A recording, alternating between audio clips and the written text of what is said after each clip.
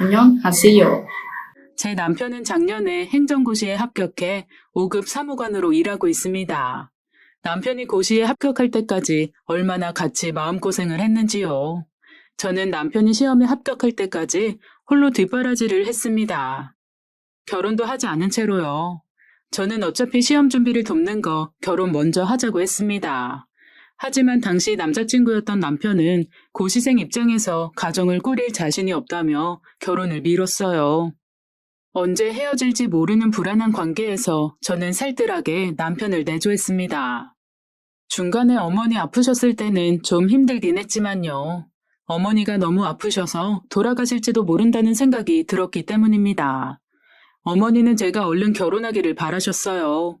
저도 이런 어머니 뜻을 내비치며 남편에게 결혼 얘기를 은근히 꺼냈지만 남편은 들은 채도 안 하더라고요.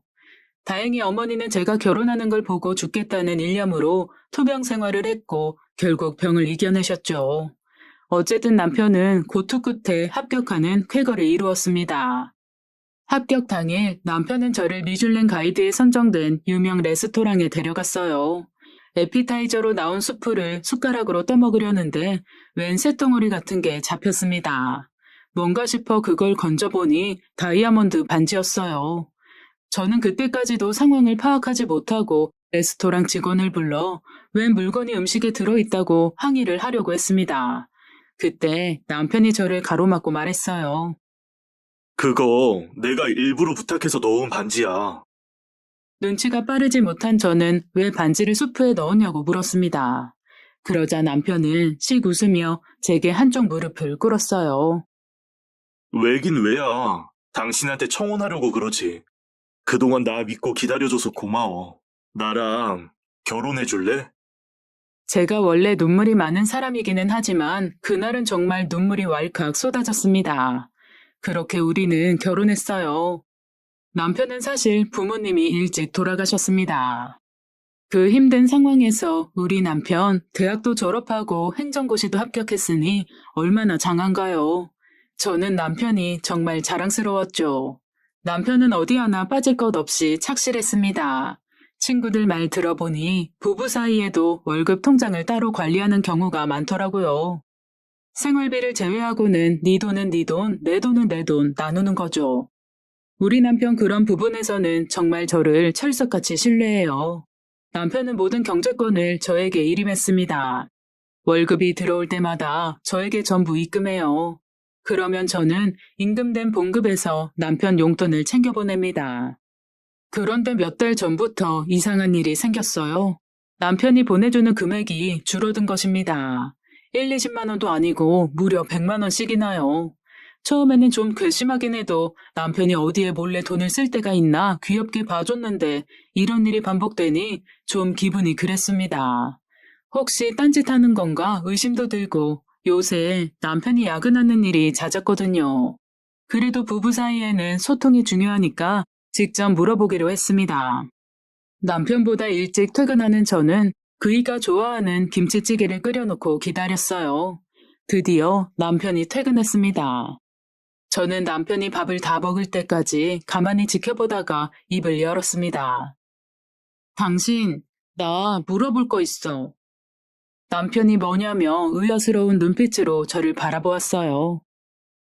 처음에는 내가 아무 말 안 했는데 당신도 경제적 자유가 필요한가 싶어서 말이야. 벌써 몇 달째 월급이 적게 들어와. 그것도 100만 원이나. 남편은 다소 당황한 눈치였지만 애써 태연한 척 대답했습니다. 아, 그거 말이야. 역시 우리 똑순이. 언제 물어보나 했다. 남편은 왜 몇 달 동안 100만 원이나 적게 송금했는지 설명하기 시작했어요. 실은 요즘 정부에서 간염병 관련해서 예산이 많이 투입되었잖아. 긴급재난지원금도 뿌리고 말이야. 그래서 5급 이상 고위 공무원은 예산 확보를 위해 봉급을 일시적으로 삭감하기로 했어. 저는 남편의 말에 이내 수긍했습니다. 일전에 감염병 지원 정책 수립을 위해 고위 공무원 월급을 삭감해야 한다는 기사를 본 적이 있었거든요. 그게 정말 실현됐구나 싶었습니다. 우리 남편 사무관 되기까지 얼마나 고생했는지 월급을 삭감한다니 좀 억울하기는 했지만 나라에서 그러라는데 우리 같은 서민이 별 수가 있나요? 역시 남편과 직접 얘기하니 오해도 풀리는구나. 저는 소통의 중요성을 다시금 깨달았습니다. 그런데 세상에 웬걸 알고 보니 남편은 제게 거짓말을 한 거더라고요. 남편 말이 사실이 아니라는 것을 깨달은 건 오래지 않아서였습니다. 바로 다음 날 알게 되었거든요. 남편이 행정고시를 준비하던 시절에 꾸렸던 스터디 그룹이 있었습니다. 남편 뒷바라지를 열심히 하다 보니 그 스터디원 중 몇 명과 친해져서 종종 그 친구들과 모임을 가졌거든요. 그 친구 중에서 본인이 행정고시에 합격하기도 했고 남편이 고급 공무원인 경우도 있어요. 저는 그 친구들을 카페에서 만나자마자 이야기를 털어놓았습니다. 이번 월급 삭감은 너무하지 않아? 5급 이상 고위 공무원은 감염병 예산 확보한다고 월급 삭감했던데. 사실 우리도 똑같이 힘든데 말이야. 한두 푼도 아니고 100만 원을 줄이는 건 좀 그래? 제 말을 들은 한 친구가 대답했습니다. 그 친구의 남편은 제 남편과 비슷한 시기에 행정고시에 합격해서 5급 사무관으로 일하고 있었어요. 무슨 말이야? 삭감이라니. 우리 남편 월급은 그대로인데? 저는 아마 부서가 달라서 그런 것 같다며 네 남편도 곧 삭감될 거라고 대답했습니다. 그러자 다른 사무관 친구가 말했어요. 그 얘기 나온 건 맞는데 삭감 안 됐어. 공무원들 항의가 빗발쳐서 없는 얘기 된 걸로 아는데? 두 친구의 말에 저는 그럴 리가 없다며 인터넷 기사로도 본 적이 있다고 말했어요. 스마트폰을 꺼내 서둘러 검색해본 저는 충격을 금치 못했습니다. 사무관 친구의 말대로 공무원 월급 삭감이 거론된 건 맞지만 실행되지는 않았더라고요. 제 얼굴이 불그락 푸르락해지자 친구들은 깔깔 웃으며 저를 놀렸습니다. 야, 너 남편이 월급 맡긴다고 자랑하더니 그냥 생활비만 보내는 거 아니야? 네 남편 비자금 만드나 보다. 얼른 집에 가서 확인해봐. 친구들은 모임 내내 제게 장난을 쳤어요. 저는 제게 이런 창피를 준 남편을 가만두지 않겠다고 다짐했습니다. 하필이면 남편은 그날도 야근을 하는지 늦었어요. 저에게 거짓말을 들켰다는 사실을 알고 회사에서 뻐기는 걸까요? 아니 어쩌면 야근이 아니라 다른 핑계일지도 모르겠지만 일단 야근이라고 생각했습니다. 밤 9시가 넘어서야 남편은 퇴근했어요. 저는 남편이 집에 들어오자마자 말했습니다. 당신 나한테 거짓말했더라? 남편은 무슨 자다가 봉창 두들기는 소리냐고 피곤하니 샤워부터 하겠다고 했어요. 저는 남편이 몹시 미웠지만 샤워는 하는 게 좋겠다 싶어서 남편을 화장실로 보냈습니다. 남편이 샤워를 마치자마자 저는 다시 남편을 붙잡았어요. 남편은 이번에는 머리 말릴 시간을 달라고 했습니다. 저는 신경질이나 소리를 빽 질렀어요. 당신 머리도 짧은데 무슨 머리 말릴 시간이야? 거짓말하고 뻔뻔하게? 남편은 대체 무슨 말이냐고 제게 물었습니다. 저는 씩씩거리며 대답했어요. 당신 월급 삭감된 거 다 거짓말인 거 알고 있어. 오늘 친구들한테 그 얘기 꺼냈다가 얼마나 창피당한 줄 알아? 남편은 적반하장으로 제게 화를 냈습니다. 그걸 왜 친구들한테 말해? 그러니까 그런 일을 겪지. 당신 바보야? 저는 말이면 단절하냐고 짜증을 냈어요. 그러자 남편은 저를 안아달래며 말했습니다. 사실 당신한테는 기회 봐서 말하려고 했어. 지금 말하는 게 아무래도 낫겠네. 내가 다 설명할게. 늦게 말해서 미안해, 여보. 남편은 그제야 해명하기 시작했어요. 저는 여전히 화가 났지만 그래 변명이라도 드러나보자 싶은 마음이었습니다. 남편이 월급을 매달 100만 원씩 빼돌리게 된 이유는 예상 밖이었어요. 친구들 놀림처럼 비자금을 만들려고 그런 것은 아니었습니다. 혹시나 했던 제 불안처럼 딴짓거리를 하려는 것은 더더욱 아니었고요. 제가 감정이 풍부해서 그런지는 모르겠는데 남편의 이유는 조금 감동적이었습니다. 거두절미하고 왜 남편이 제게 거짓말하면서까지 돈이 필요했는지 말씀드릴게요. 실은 대학교 1학년 때 말이야. 나 그때 우리 부모님 교통사고로 보내고 소년가장이 되어야 했잖아. 아르바이트한 돈은 등록금으로 전부 쓰고 나니까 생활비가 없더라고 글쎄. 당장 배가 고프니까 눈이 뒤집히더라. 너무 배고픈 나머지 대형마트에서 식료품을 훔친 적이 있었어. 경황이 없어서 일단 훔치고 봤지만 뭐 CCTV가 있으니까 바로 걸렸지. 경찰서에 넘길 수도 있는 사건이었는데 구사일생으로 용서받았어. 그분 덕분에. 남편의 말에 따르면 당시 마트 지점장이었던 한 아주머니가 경찰서로 넘기자는 다른 직원들의 말을 무시하고 남편을 용서해 주었다고 해요. 그리고 그 아줌마는 남편에게 마트 사은품도 챙겨주고 아르바이트생으로 채용해서 남편은 생활고를 덜어낼 수 있었죠. 은혜를 입은 게 너무 고마워서 종종 그 아주머니하고 연락을 하고 지냈어. 부모님도 없는 내 처지에 그분이 너무 어머니 같더라. 그분은 내가 어려울 때마다 몰래 도와주셨어. 그런데 어머니와도 같은 은인이 퇴직 후 나처럼 먹고 살기가 막막해지셨더라고. 그래서 그분 매달 100만 원씩이라도 챙겨드리려고 그랬어. 거짓말한 건 정말 미안해. 저는 그 아주머니를 돕는 남편이 이해가 되었어요. 저라도 부모님이 생활고에 시달리면 도와드렸을 테니까 말이죠. 한 가지 이해할 수 없었던 점이라면 왜 사실을 미리 솔직하게 털어놓지 않았을까였습니다. 왜 말하지 않았냐고 남편에게 물으니 남편은 말하려고 했는데 미루고 미루다가 그렇게 되었대요. 저는 남편에게 대답했습니다. 그렇게 훌륭한 분이면 나도 뵙고 싶어. 우리는 부부고 당신 은인이면 내 은인이기도 해. 남편은 약간은 탐탁치 않은 얼굴로 그러면 만남을 주선해보겠다고 했어요. 저는 남편의 표정이 살짝 거슬렸지만 그래도 만나주게 하겠다니 넘어갔습니다. 며칠 뒤 주말에 우리 부부와 그 아주머니는 한 카페에서 만났어요. 그 아주머니는 정말 삶이 각박하신지 몸도 마르고 얼굴에도 근심 걱정이 가득해 보였습니다. 그래도 좋은 일 많이 하고 사셔서 그런지 묘한 기품도 함께 흘렀어요. 우리 사이에 흐르는 어색한 분위기를 깨려고 제가 먼저 말을 꺼냈습니다. 이 사람한테 말씀 많이 들었어요. 저희 남편이 철없던 대학생 시절에 큰 은혜를 베푸셨다고요. 아주머니는 은혜랄 것 없다며 어려운 사람끼리 돕고 사는 게 아니겠냐고 쑥스럽게 웃었어요. 저는 아주머니의 그 웃음이 왜인지 마음에 들었습니다. 아주머니가 급한 일이 있다고 해서 우리는 금방 헤어졌어요. 남편과 집으로 돌아가려는데 사무관 친구에게서 전화가 왔습니다. 친구는 바쁜 일 없으면 근처 백화점에서 얼굴 보자고 하더라고요. 저는 남편과 같이 있다고 나중에 보자고 했는데도 친구는 막무가내였습니다. 나 진짜 급한 일 있어서 그래. 와줄 수 있어? 제발 부탁할게. 친구의 목소리는 저 아니면 안 된다는 듯이 절박했어요. 안녕하세요. 저는 남편 눈치를 보았습니다. 남편은 무슨 일이냐고 물었어요. 제가 친구 하나가 급하게 만나자고 한다고 대답했습니다. 남편은 자상하게 웃으며 말했어요. 나 신경 쓰지 말고 다녀와. 내가 데려다 줄게. 남편의 배려로 저는 친구를 만나러 백화점 커피숍에 갔습니다.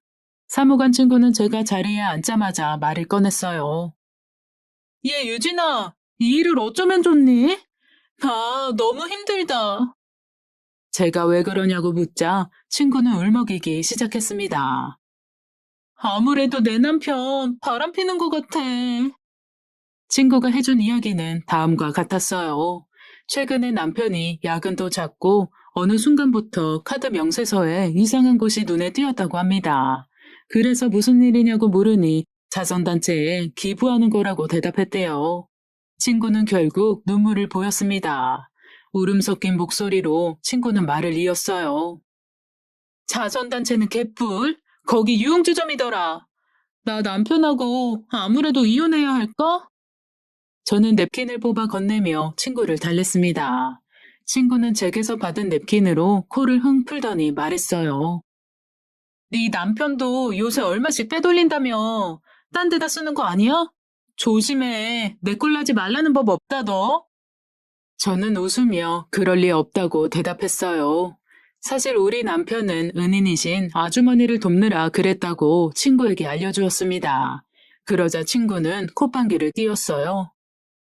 얘, 너 진짜 순진하다. 그게 전부 거짓말인지 누가 아니? 그 아주머니가 알고 봤더니 술집 마담이었을 수도 있지. 친구의 말을 들은 저는 순간 불안해졌지만 그럴 리 없다고 애써 웃었습니다. 그때 이게 웬걸요? 백화점 커피숍 창문가로 그 아주머니가 보였어요. 남편의 그 은인 아주머니 말입니다. 분명히 일이 바쁘다고 빨리 가셨는데 왜 백화점에 계시는지 저는 친구에게 잠시 볼 일이 있다고 말한 후 그 아주머니에게 달려갔습니다. 간신히 아주머니를 붙잡을 수 있었어요. 어찌나 뛰었던지 숨이 찼습니다. 가쁜 숨을 몰아쉬며 저는 아주머니에게 물었어요. 저 원준이 선생님이시죠? 저희 남편 은인이신 여기서 또 뵙네요. 그 아주머니는 놀란 기색이었습니다. 아주머니를 보니 양손에 백화점 쇼핑백이 잔뜩 들려 있었어요. 생활고에 시달린다는 분이 왜 그렇게 많이 쇼핑을 했던지 저는 아까 친구가 했던 말이 떠올랐어요. 예, 그 아줌마가 알고 보니 술집 마담일지 누가 아니? 정말 아줌마는 생활고에 시달리는 게 아니라 다른 이유로 남편에게 돈을 받는 것일까? 라는 생각이 들었죠. 아까와 다르게 아줌마의 차림새는 좀 더 단정해 보였습니다. 저 이런 말씀 죄송하지만 쇼핑을 많이 하셨나 보네요. 그러자 그 아주머니는 얼굴이 새빨개지더니 대답도 안 하고 불이 나킬 사람들 속으로 사라졌어요. 분명 남편 은인이신 그분 맞는데 싶었지만 그 아주머니가 도망치듯 자리를 떠나는 바람에 더는 물을 수가 없었습니다. 커피숍에서 돌아오니 친구가 제게 어딜 그리 오래 다녀왔냐고 물었어요. 저는 그냥 화장실에 다녀왔다고 대답했습니다. 괜히 친구에게 쓸데없는 말을 하고 싶지 않아서요. 그런데 제 친구 괜히 그 어렵다는 행정고시에 합격한 게 아닌가 봅니다. 어떻게 귀신같이 눈치채고 저를 추궁했어요. 야, 누굴 속여? 너 솔직히 말해봐. 무슨 일인데? 아까 어떤 아주머니랑 얘기하는 거 창문으로 다 봤거든? 저는 어쩔 수 없이 모든 사실을 털어놓았습니다. 남편의 은인이신 분을 만났는데 생활고에 시달린다는 이유로 남편에게 100만 원씩 받아가더니 아까 보니까 양손에 쇼핑백이 잔뜩 들려있다고 말이지요. 제 말을 들은 친구는 심각한 표정으로 말했습니다. 야, 네 남편도 수상하다. 그 아주머니가 생활고 어쩌고 그런 건 딱 봐도 거짓말이네. 친구는 남편의 뒷조사를 하는 게 좋겠다고 제게 조언했어요. 어떻게 하냐고 방법을 묻자 친구는 일단 남편의 뒤를 캐보라고 했습니다. 어떻게 그런 짓을 하냐고 말하자 친구는 눈 딱 감으면 편해질 거래요. 저는 친구의 말을 듣지 않기로 마음먹었어요. 왜인지 남편 몰래 남편의 뒤를 캐는 건 남편을 속이는 것 같았거든요. 어쩌면 제가 그냥 오해를 한 걸지도 모르잖아요. 그래서 저는 이번에도 남편과 소통하기로 했습니다. 저는 친구와 헤어지고 집에 돌아왔어요. 남편은 소파에 앉아 텔레비전을 보고 있었습니다. 저는 남편에게 다과를 내오며 물었어요. 자기야, 나 오늘 윤지 만났는데 걔네 남편 바람난 것 같대. 남편은 그래? 하며 관심 없는 말투로 대답했어요. 그리고 나 오늘 되게 희한한 일이 있었다? 오늘 당신 은인이신 원준이 선생님 봤어. 남편은 그제야 제 말에 귀를 기울이기 시작했습니다. 어디서 봤냐고 남편이 묻자 저는 대답했어요. 당신이 내려준 백화점에서. 근데 그 선생님 정말 형편이 어려운 거 맞아? 오늘 보니까 쇼핑백 잔뜩 들고 계시던데? 제 말에 남편은 버럭 화를 냈어요. 당신이 뭘 안다고 그분을 논하느냐고 말입니다. 저는 말도 못하냐고 우물쭈물했고 남편은 제게 짜증스럽게 대답했어요.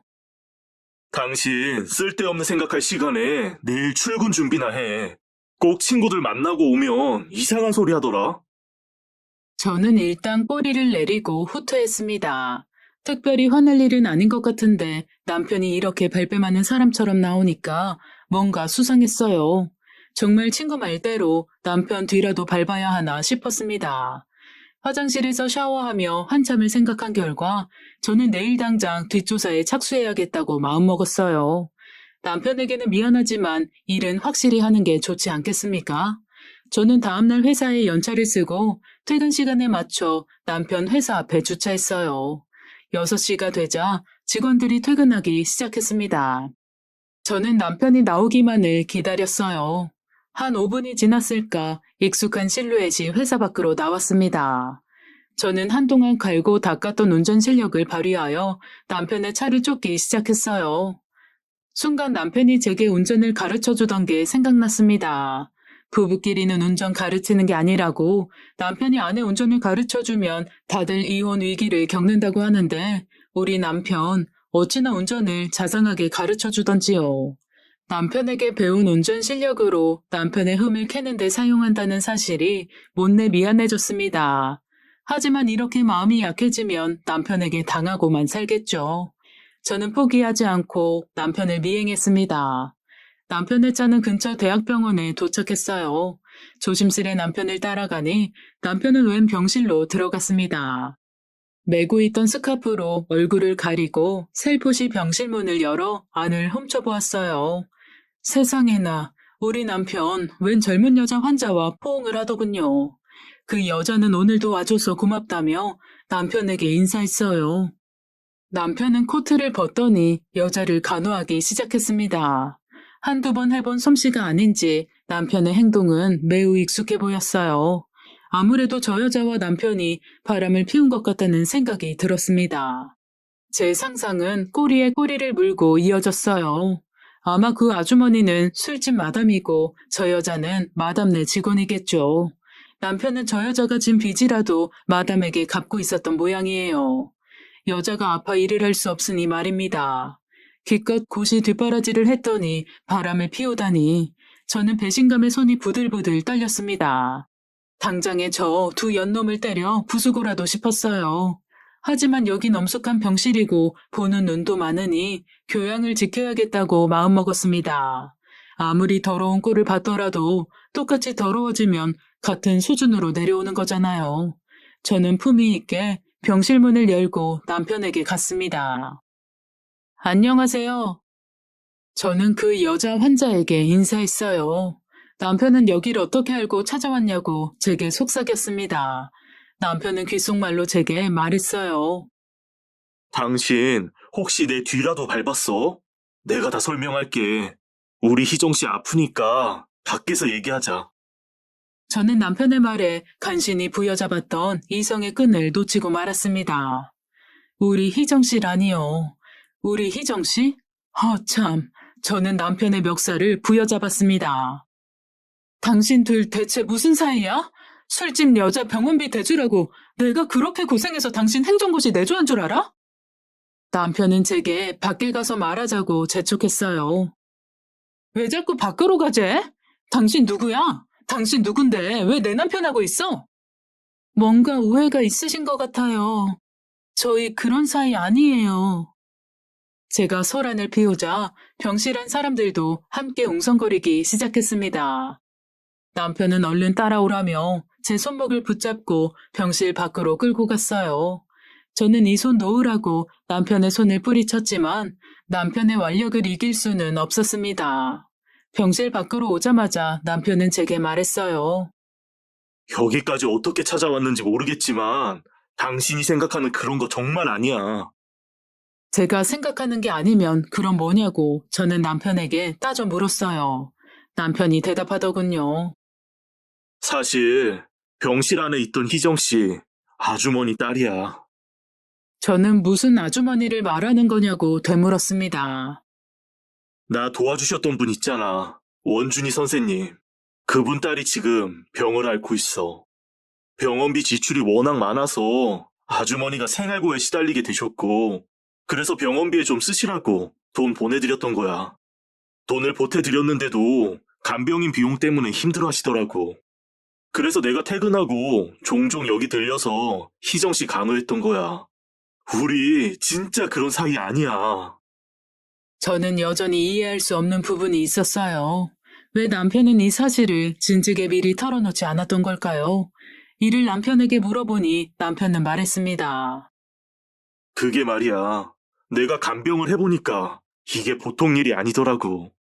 당신에게 모든 걸 솔직하게 말하면 분명히 희정 씨를 간호하려고 들 텐데 나도 힘든데 당신마저 나 때문에 힘든 게 너무 싫더라고.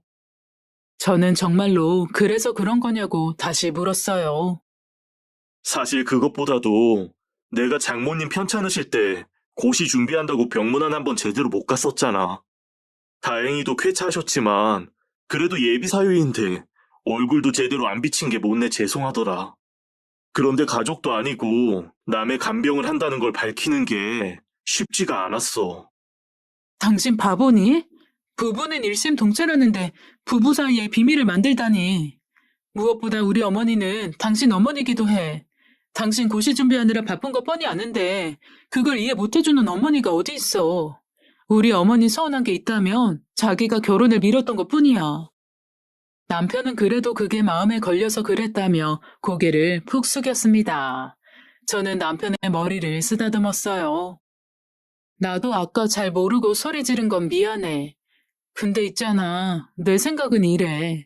우리는 부부잖아. 부부는 즐거운 뿐 아니라 괴로움도 함께하는 거야.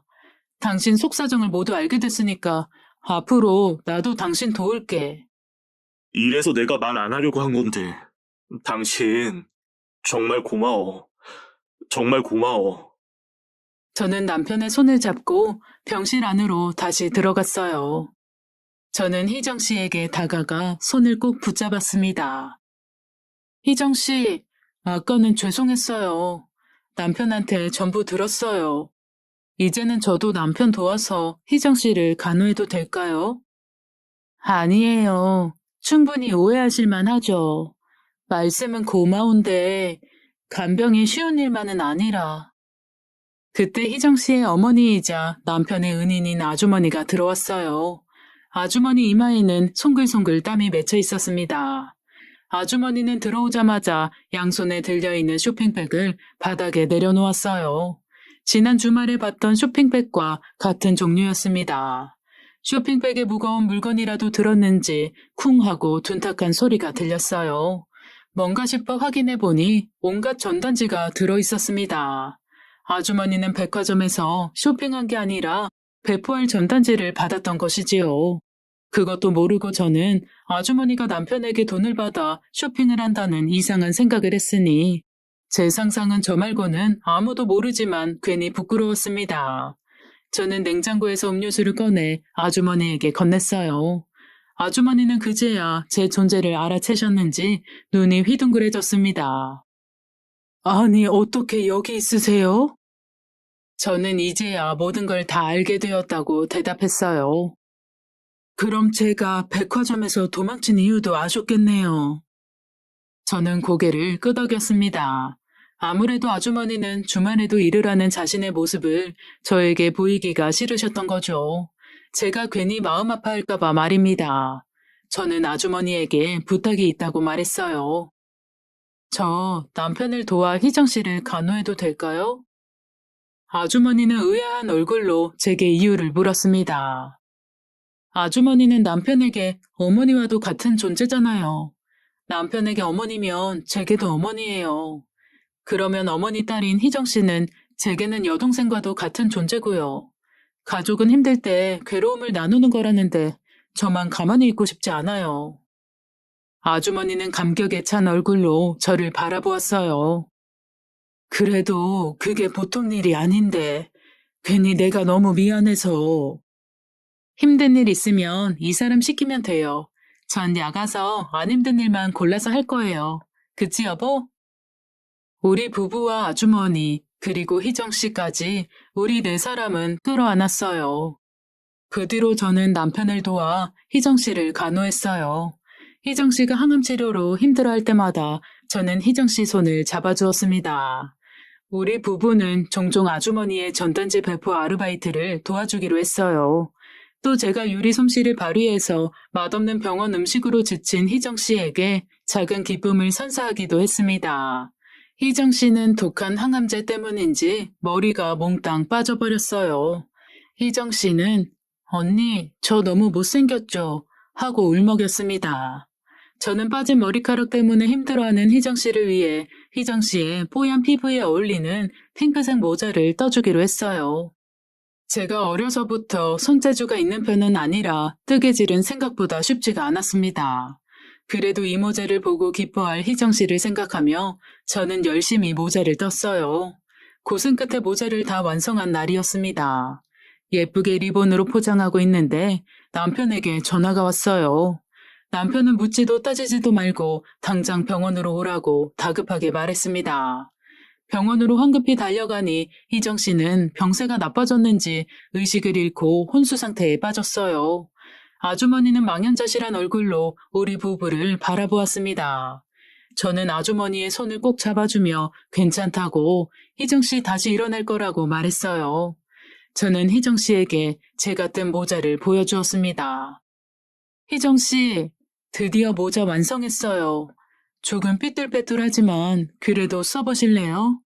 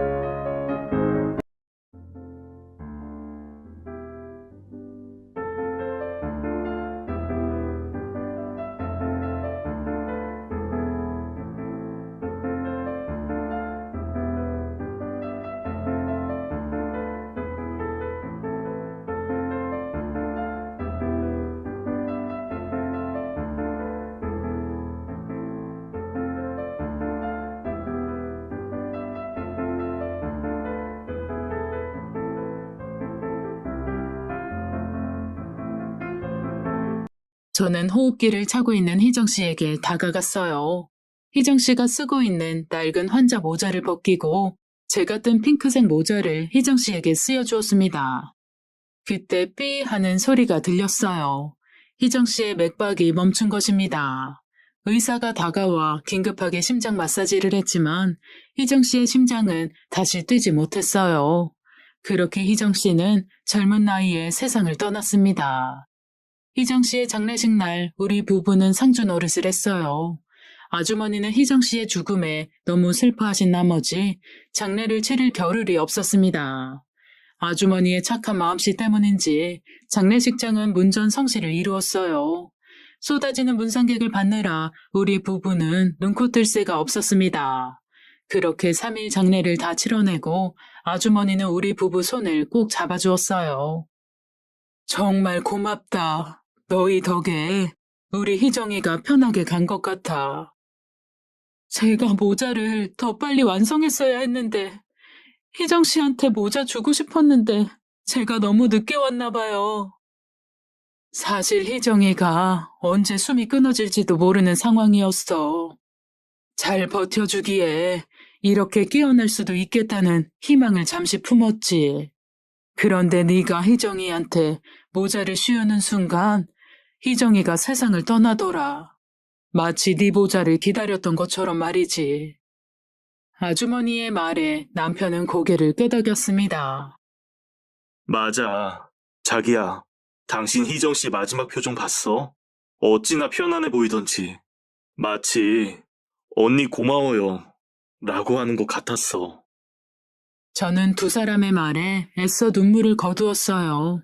아주머니가 슬픈 표정으로 말했습니다. 희정이가 떠난 건 슬프지만 너희도 그동안 고생 많았다. 피 섞인 가족이라도 그렇게 못했을 거야. 이제 희정이도 떠났으니 나도 마음 추스르고 제대로 된 일을 알아봐야지. 안녕하세요.